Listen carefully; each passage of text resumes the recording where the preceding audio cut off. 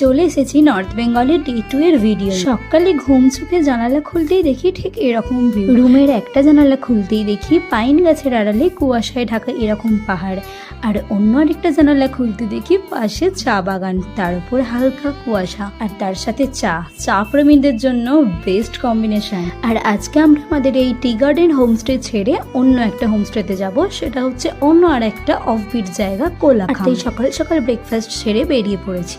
অনেকে বলে পাহাড় মানে তো সবই এক, পাহাড় আঁকাবাঁকা রাস্তা এই তো, আর কি।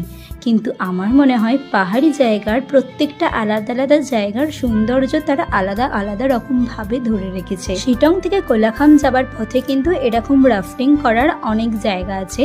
তারপর আমরা চলে এসেছি আমাদের নেক্সট অফবিট প্লেস কোলাখাম, আর এখানকার আমাদের হোমস্টেটার নাম ছিল গ্রিন অ্যাপল। আরেকটা জিনিস লক্ষ্য করলাম, এই অফবিট জায়গাগুলোর প্রায় সমস্ত হোমস্টেতেই এরকম বিভিন্ন ধরনের পাহাড়ি ফুল গাছ, এমনি বাহারি গাছ, অনেক ধরনের গাছ সুন্দর করে সারি সারি ভাবে সাজানো আছে। এখানকার ব্যালকনি থেকেও ভিউটা কিন্তু ঠিক এরকম, যেন মনে হয় সারাদিন বসে শুধু এই পাহাড়ের ওপর মেঘগুলোর ভেসে যাওয়া দেখতে। এই অফবিট জায়গাগুলো যেন এরকমই হয়, সারাদিন বসে বসে কোথা থেকে যে সময় কেটে যায় বোঝা যায়। আর সকালে বেরোনোর সময় দেখি আমাদের হোমস্টেতে এরকম আপেল গাছ, নাশপাতি গাছ ছিল।